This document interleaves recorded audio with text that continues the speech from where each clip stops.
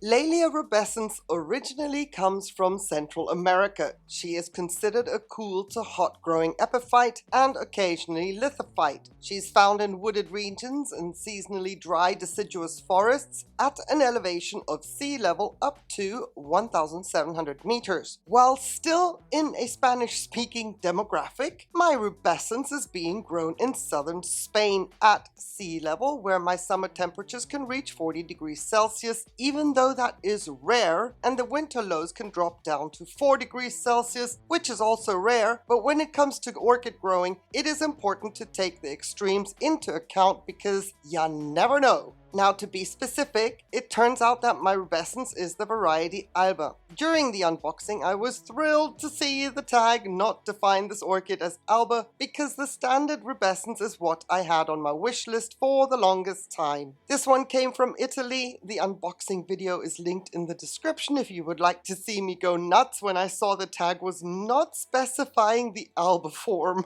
However, here we are. Turns out rubescens variety alba it is. Many years ago, I would have been super disappointed that I do not have the standard rubescens with the gorgeous baby pink petals and sepals, but I waited so long to even get a rubescens that whether it is pink or white, it doesn't matter anymore. Besides, there's a little bit of compromise. There is a darling pink blush on the petals and sepals when looking at them from behind. Also, the lip really stands out much more because of the neutral white petals and sepals. Needless to say, I'm grateful that I have a rubescens and that she settled in so readily, not only accepting the patio as her new home, but the setup of lava rock and semi-hydroponics. While where she comes from, she can handle full exposure to the sun. Even during the summer here on the patio, I have to keep her a little more protected from the sun because our airflow here often does not come with a cooling effect the way it does in this orchid's natural habitat, where it is very windy almost all the time. This ensures the cooling effect of the leaves, preventing them from burning. These leaves are super leathery and tough to the touch, and very rarely will a pseudobulb grow 2 leaves. A single leaf on a growth needs to be protected so as not to weaken the orchid in any way, shape, or form. Now, because of my low humidity, which averages 30% throughout the year, I have opted to pot her up in a semi-hydroponic setup using lava rock only. When I potted her up, she just started signs of active growth,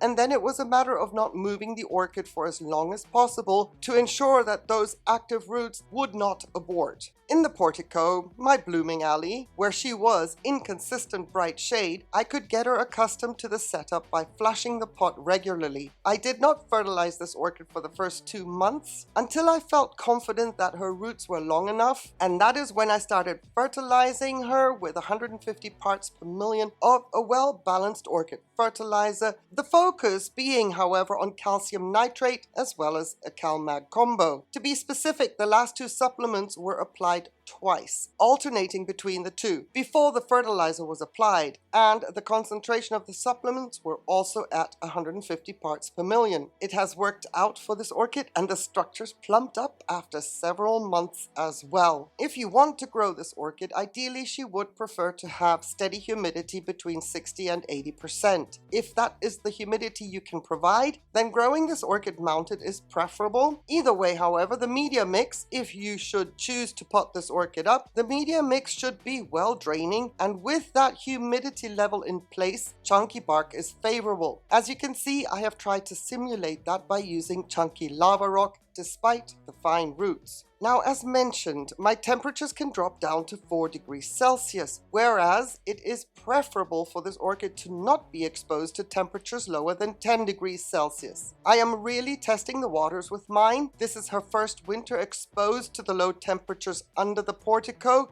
which I am gambling a little bit is usually 3 degrees Celsius higher than what the exposed areas of the patio would have. At the time of filming, this orchid has had to endure night temperatures of 9 degrees Celsius. I'm trying to get away with that by being very picky with the watering. If there has been a lot of airflow, which this orchid loves, then I missed the surface of the pot to not have the roots dry out too much. It can be several days before I repeat any form of moisture application during this time of year, even while in bloom. However, during the time period while in bloom, I'm not applying any fertilizer. Not because the orchid is in bloom, but because she's not actively growing roots or a new growth. So the pseudobulbs are the ones that are providing the flower spike with nutrients. Once the new growth starts, I will resume my fertilizer and supplement regime with the same quantities as previously mentioned. The highest temperature so far that mine has had to endure was 34 degrees Celsius, all the while in bright shade. And according to some Laelia rubescens care sites,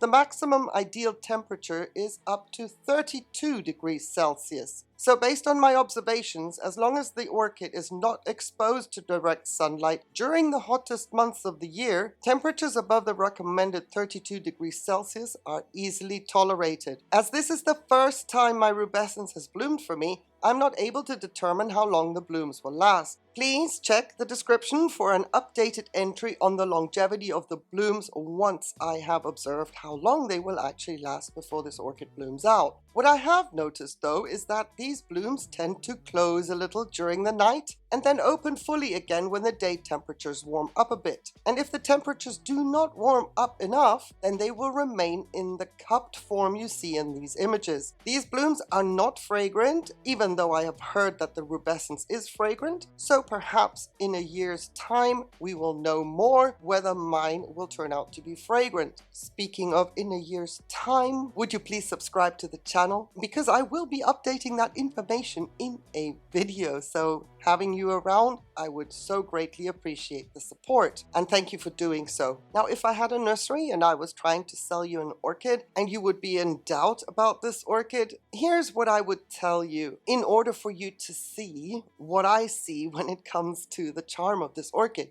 I love the compact growth habit. The fact that it is a species makes it all the more special, and it can live outdoors in my climate, which is super practical when it comes to not having to shuffle her around. She will also go into a little bit of a rest phase after she finishes blooming. And personally, I am fascinated by orchids that do rest because it gives me a chance to understand that part of an orchid and how long will her rest phase last, etc., etc. Now, there is another most valuable selling point, but when I got this orchid and potted her up, she started a new growth and active root tips, and that was in May. However, she came from an environment where I doubt she got a rest phase because it looked to me like she was a division on that mount. But I am anticipating mid-spring for her to activate and get a move on, because here's another selling point. Eventually, when she grows onto her own, there will be more blooms on a single spike. Up to 6 are possible, and she will also grow multiple new growths, meaning she will split and have 2 leads, eventually blessing us with a darling bloom show. And then there's the one very important factor. If you were looking at this orchid and were still in doubt, while in my imaginary nursery, I have struggled with some scale aphids and mealybug attacks on other orchids even during the winter. The rubescens seems to be able to not be attractive to any of them at all, and I hope it stays that way, of course. So this being a wish list orchid has definitely not been a disappointment to have her in bloom so soon after she arrived. Now, if there's any tidbit of information that I have not covered and you would like to know more, then please ask away in the comments. I would really appreciate it if you would give this video a thumbs up, and once again, subscribe to the channel for the additional support. Thank you so much. Also, thank you so much for watching to the end. That gives me the opportunity to wish you a fabulous day, on the condition though, please, that you stay safe. Take care. Bye.